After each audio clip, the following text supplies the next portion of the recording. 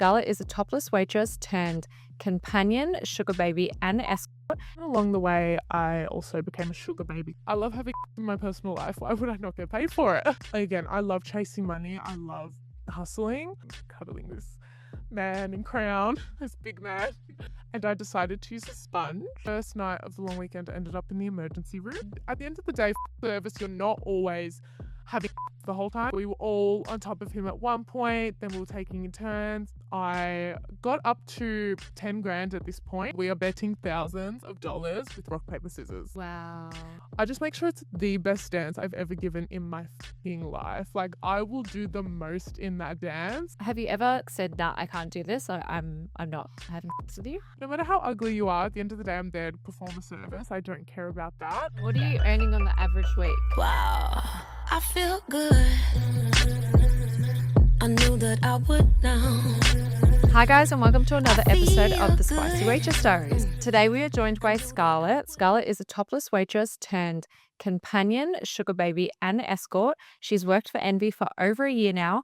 She's one of our highest booked waitresses, companion, and escorts. So welcome to the podcast, babe. Thank you for having me. So tell us what you do. So yes, I started off with Envy as a topless waitress, and then kind of discovered the companion side of things, and then I moved into the escorting side of things as well. And then along the way, I also became a sugar baby kind of outside of agent work. And yeah, it's been a ride for sure. It's been a hell of a year, but it's been super fun. I've enjoyed every minute of it. Yeah, I love. And you've worked in a few different roles in the industry. For the people that don't understand like the different services and different roles, how would you best describe the transition between the different jobs that you do? I would say starting as a topless waitress, you definitely, with dancers, that's where you're making your money and your income. And you start going to jobs where they're doing back-to-back dances and it turns, oh my God, you get so excited. And I think you become money hungry. That's where the transition kind of came for me. I discovered the other side of things and, it's not for everyone. And I think for me, it was just something I wanted to do. I wanted to kind of expand. I love having sex in my personal life. Why would I not get paid for it? So yeah, I think you kind of put on a persona between the jobs. If you're going there as a topless waitress, you're there to bring the party, to bring the vibe. But then when you're there, to do a full service job, you kind of have to put on this completely different persona. You're not there to be this kind of silly out there girl. You're kind of there to fulfill their need in that specific time period. But then at the same time, you also have to adapt, I guess, to each client and how they are as a person. So Yeah, it'd be quite tiring. Yeah. So tell us about your sugar daddies. You got a few? So usually, I don't know, it's always hit or miss if you take, clients of your own off, Instagram, Facebook, anything like that. You always got to be careful. At the end of the day, you don't have someone behind you as some kind of security blanket. And yeah, on Instagram, this man came up. We'll call him Greg. And he came up and, it just seems like one of those fake profiles that are just trying, I want to spoil you. But he was mainly just reaching out, I guess. I don't know, I'd love to take you out. And I kind of look at things like that instead of, this gross guy is trying to take me out. I look at that as like, oh, dollar signs. I'm like, this guy is trying to take me out. So initially met in a public setting. It was kind of that companion, sugar baby situation. We would go out for dinners and that was the start of it. And then it kind of turned into, he's from Sydney, so it turned into an ongoing thing that whenever he would come down here and he would start coming down here just for me for the weekend, and I guess doing it on my own, I can stay at my own rate. And you can really kind of test those boundaries with the client and just see how much they are willing to pay. And the minute you kind of adapt to the role of what they want, they're willing to pay more. If you are going to give them the experience that they want, they are willing to spend. You just got to kind of become that character. It's kind of like acting. Yeah, what was the character that you'd be with this guy? So he's an accountant, he's a businessman, and he loves to talk about work. And I'm young. I love to party. I can, bring out that side pretty easy. But I think switching into that more conservative role, he buys me outfits that I would never wear in my day-to-day life. So I'm seen walking down Melbourne in these princess outfits almost. And I see people I know and I'm mortified. or I'll send photos to like my family and my friends, and they'll think, oh my God, what the fuck are you doing? But it's, at the end of the day, I'm walking down the street and I'm thinking I'm getting paid to be dressed like an idiot. Maybe I look like I'm in a wedding dress, but he's very conservative, and he grew up very conservative as well. Like, this is kind of new to him as well, so it's not something that he can compare maybe me to other girls. It's very new, so I can kind of show him this is what this situation is meant to be like, I guess. But the hardest part is, I would say, is over time when you are one-on-one, they try and avoid, this isn't all, but they try and avoid making it a transactional situation. They definitely bring the, this is so natural. So yeah, babe, it is natural, but let's not forget how this started, and it's going to continue that way. So they do forget that. They want to turn it into a relationship. Always, yeah. And I think they're wanting more, but forgetting that the reality of it. How do you go about trying to make it natural without, like, how do you ask for the money without asking for the money? Yeah, so with this particular client, I remember at the start, I would always say, cash at the start, and he would just hate that whole thing. And even for me, I was like, this is kind of going to ruin things between us. As if we're going to break up. This is going to ruin things. So now it's turned into, while I'd be getting ready to go see him, I kind of say, hey, babe, do you want to just send the money over now, or just sort out payments? Just try and say it as like, as easy as I can, and just get it out of the way before I even see him, because at the end of the day, he knows I'm not going to, rip him off or anything. And then by the time I am there, the payment's already out of the way, and then the whole situation can just be quite natural. That's natural. And when you are taking the payment, is that like a 3-hour booking? And then if he wants to extend, you have to be like, all right, time's up. Give me more money. Look, he's the biggest headache. I think there's only so much of certain clients you can take. And again, I love chasing money. I love hustling, but it gets to a point where it can become mentally draining. I think that's something people, don't think this job. Oh my God. So worst, misconception is that you do not get drained. It's easy work. Being with that man, even if it's for a companion dinner and then going back to the hotel, you up again acting, you're putting on this persona, and it's just, I'm not being me. And I think doing that for hours on hours on hours, especially he likes to book, we'll start at 10 a.m. If I'm working the night before until 6 a.m., I'm getting up and I have to seem fresh. I have to seem like, I didn't just have the biggest night ever, because he's very during the day kind of person, not at night. So we lock in some hours, and by the time it's the end of that, I'm just like, all right, that's how much we're paid. I don't think he's not really the type to, I guess, extend. He doesn't really know that world of things, and I want to keep it that way. It's all very new to him, and I think he does push for overnight bookings, and this is where that relationship kind of changes, because he says, I want to do overnight bookings, but I don't want to pay for overnight bookings. Well, then you're not going to get overnight bookings. No. So you got a girlfriend vibe. Yeah, you got to have that barrier up, I think. Would you do overnight bookings with other people? I've done overnight bookings, and for that, I think I can't sleep next to a stranger, but as long as I'm rolled over and my eyes are like closed, Do they try and cuddle? Yeah.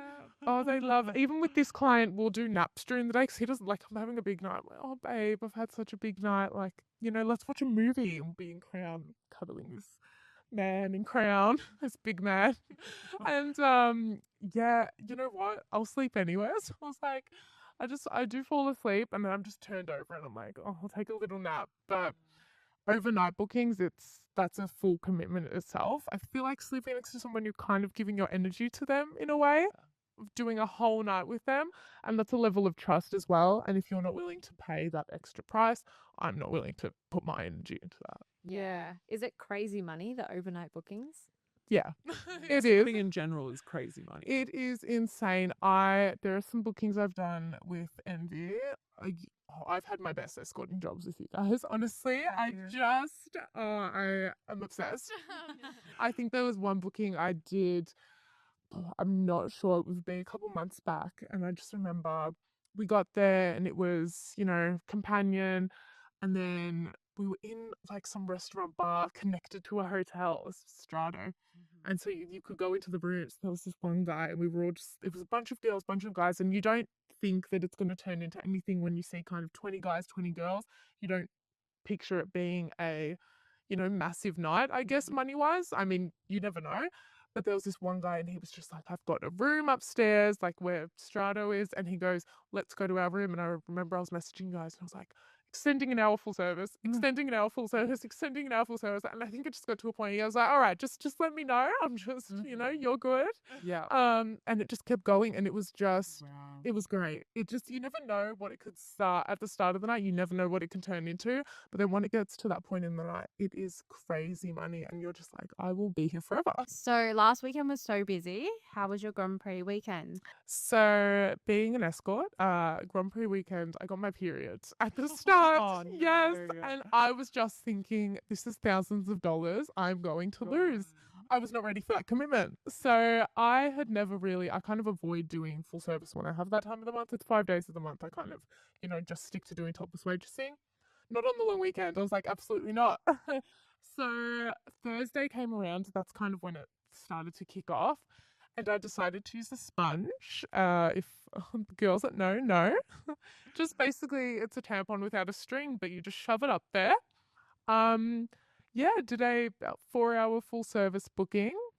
Got home, sat there for 2 hours trying to get the sponge out on my own.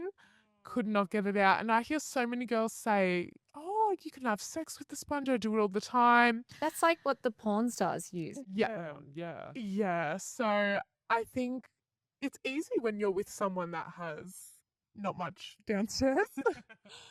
Unluckily, I had this guy and he had a massive dick. And first time fucking with a sponge. Could not get it out myself. So first night of the long weekend, I ended up in the emergency room. Oh. And I'm stuck there with my legs spread open and I'm just like, get this thing the fuck out of me. The birds are chirping outside.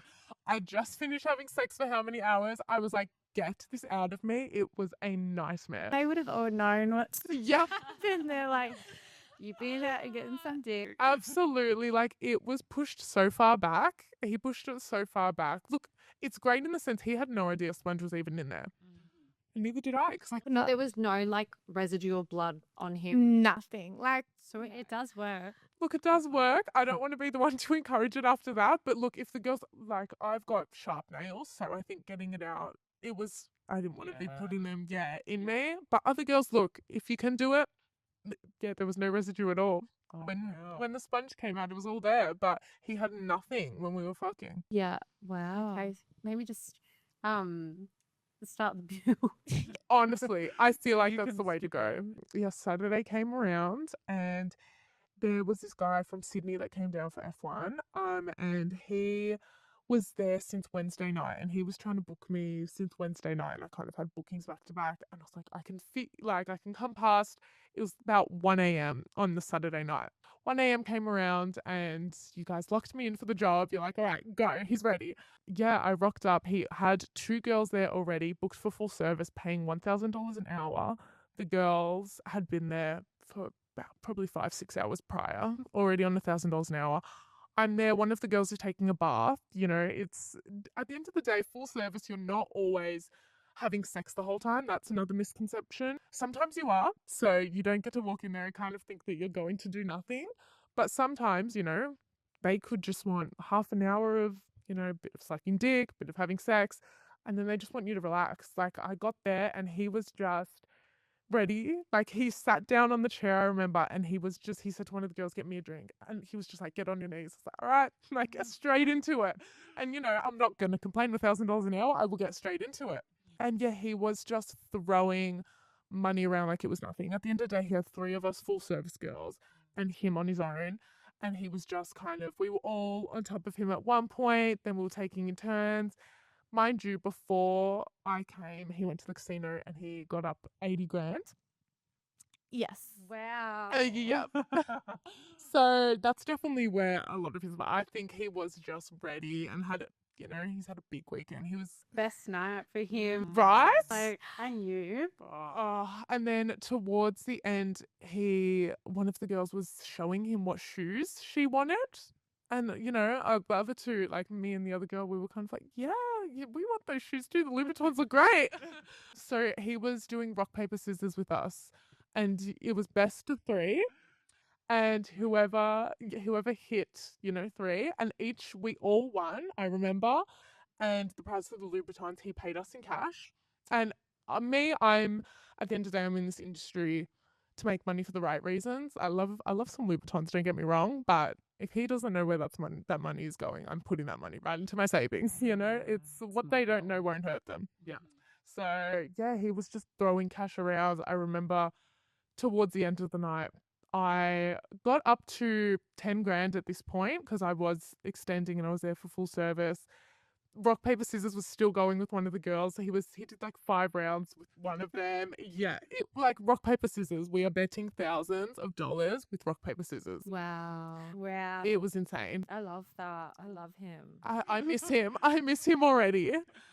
And then yeah, by the end of the night, I was up to 14K. It would have been more. I did lose a round of rock, paper, scissors, and I remember it's because he goes, "I will extend you for $2,000." And then that last hour, he said he had to get up for the F1, and he goes, "You can keep that $2,000 for the extension. But let's rock, paper, scissors." I'm like, "You can go home, keep the money for the extension. Let's rock, paper, scissors. You have to give me back 1,000 if you lose." And of course, the end of the night, I've lost. Like, I can't believe I've just lost $1,000 to rock, paper, fucking scissors. Yeah. But he was insane. I miss him.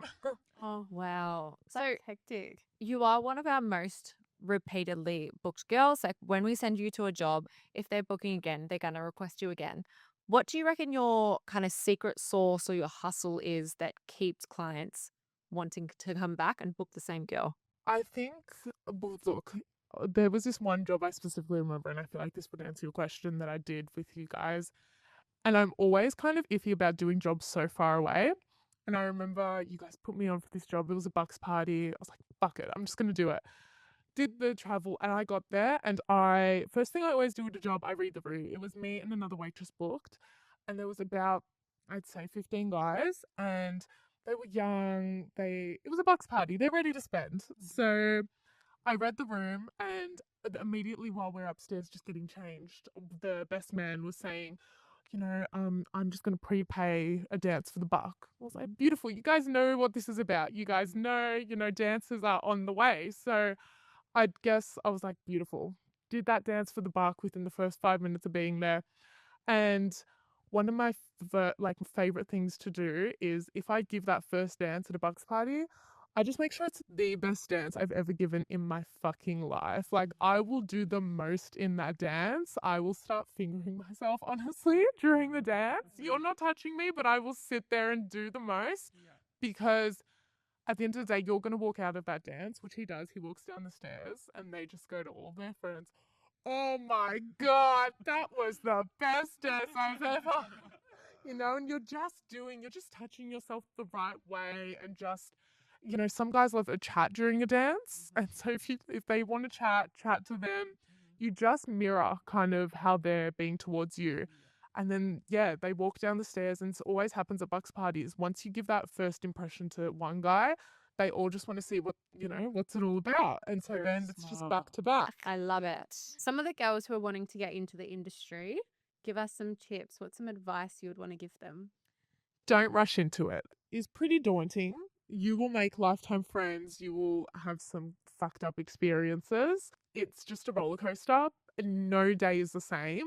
But I think the best advice is just do a bit of research. Know who you're working for is probably my main bit of advice. There are some agents I've worked for and I've rocked up, and it's their family friend, and their family friend has been the one to, sexually assault a girl or do something, uncalled for sure, and they just take it a bit too far. And that's your family friend, that's that agent's family friend. You're meant to have trust for them. With envy, you screen the clients, and I think that's the bit of security I need. So in my head, I'm like, I'm going here knowing that I'm going to be safe. Yeah. I can actually have that hustle mentality rather than being in fight or flight mode. Yeah, definitely. Because it'd be so, like, you're rocking up to a house, you don't know this guy, you're about to be intimate with them. It's a very energy exchange. You really need to trust that. Have you ever like said, "Nah, I can't do this. I'm not having sex with you"? I've never done it straight away. At the end of the day, I give people the benefit of the doubt unless you are being dangerous to me. Majority of the time I have had kind of an alarming experience. It's just when guys get that level of fucked up throughout later in the night, and that's mainly with toppy jobs, topless waitressing jobs. So you just got to be mindful as the night goes on. You know, devil hour, nothing good happens after. People say 12, I'd say past 6 a.m. Nothing great happens after 6 a.m. But I give people the benefit of the doubt when I go there. No matter how ugly you are, at the end of the day, I'm there to perform a service. I don't care about that. But you can't be too handsy. You can't push my boundaries. You can't insist, oh, I'll give you so much more money without a condom. No, what do you think they're trying to do without a condom? I have a wife and kids at home. That doesn't matter. You're the same person spreading chlamydia. Like, nobody cares about that. Or they'll push for other things. They'll try and put it in your ass sometimes. They'll pull out and they just try and put it in there. I'm like, buddy, it's not going in. Like, that's not going to happen. But now you've ruined your chance because you've said at the start. I've had one guy and he's gone, oh, can we do anal? I've said from the go, no, this is what the service is. We start and he goes to try and put it in my ass. And that's that's ruined it for you. That's ruined it for me because now I'm getting up and I'm leaving. I'm not going to let you disrespect me. I've come here exactly that. Come here not knowing who you are, and you're already disrespecting me and pushing my boundaries. I'm not going to be okay with that. So And when they're behind you and you're like, I don't know what you're doing back there. yeah, I'm very cautious, especially. You know what? A lot of escorts say doggy's their favorite position because we can dissociate. Like sometimes it's good because you're sitting there and I might got my head in the pillow and I'm just thinking about what could I do for dinner later when I get home. Like he's having the time of his life back there and I'm like chicken and rice is gonna go so good. Like and it's the best. You just gotta find a way, I think, to make these situations fun for yourself. Yeah. You're not, some people discourage what we do for work and they're like, you're having sex with these ugly people, these gross people for money. I make it fun. I find it fun. I love what I do. You have to go about it the right way. Yeah, it's a good way to look at it. I'm glad that you have that outlook because it can do a lot of damage to some girls. How do you cope with your mindset around it? Obviously, you just said you make it fun. Yeah. Is there anything else you do? I definitely love to separate my working life and my personal life extraordinarily. Like I separate the two. I have my friends outside of work. I have my family outside of work. I'm a completely different person outside of work to what I am in work. I think I throw around the word babe every 5 seconds at work. Never use that once in my personal life. I think the way I was raised was completely different to kind of obviously this world as we all are. We never really anticipate to get, in this world, but when we do, it's a blessing and a curse. But yeah, I just try and keep my mental straight. I think if I'm doing 5 days straight, I need to, turn around to myself and say, you've done, all right, 10-hour days, 5 days straight. You need to turn around and take a little break, put my mental health first because money's great, money's addictive, but you can't consistently be doing this if you're not giving yourself a break. Definitely. What are you earning on the average week? So Formula 1 week, that was 22, I want to say, if I'm doing the math correctly. Yeah, Formula 1 weekend. So that was Thursday to Sunday. Wow. Yeah, I would say that's not. That's like a good week. That's an amazing. An average week, one girl said to me, she goes, it's never a slow week if you know what you're doing. That's true to some extent. It depends on the jobs and it depends on the availability. But an average week for me, if I'm not hitting 5 a week, 5, 6, I'm very upset. I'm like, what am I doing, Might as well go back to a 9 to 5, even though that's not it at all. I need to hit 5 or 6 just for me to kind of say, all right, we have bills to pay. 5 or 6, I'm okay, but I aim for 10. I'll always say I'll aim for 10 every week. 5 or 6 is getting me by. Is dating in normal life harder now that you've been in the industry? look, you see the money that some men throw around, and then you look at, some of the men in your personal life, and you compare the two, and it's a rough comparison. But I do also think that the men that are throwing these thousands of dollars on me and are extending me, they've got girlfriends of their own. And I do remember that while I'm there to perform a service. I'm not there to date you. Yeah. Some guys have been the hottest guys I've ever slept with in my life at work, but they've got a girlfriend at home. They'll say it. I've had one guy I was having sex with, and he said, I was on top of him, and he was like, "You look like my wife." And then he came straight away. That's cute. Yeah, is this romantic? Is it? Yeah. Yeah, and then I was like, "You do?" Well, I got up and I was like, "All right, time's over. I have to go." And then, yeah, it's just majority of these guys, I think in my head, I'm so fixated on it being a transactional thing that when it's in my personal life, I'm looking for something other than, I can provide financial stability for myself. So I'm looking for something a bit more emotional in the outside world. All right. Well, thank you for coming on, Scarlet. Thank you guys for having me. That's okay. Thanks for watching another episode of the Spicy Waitress Diaries. Make sure you like, follow, and subscribe, and we'll see you on the next episode. Oh, baby.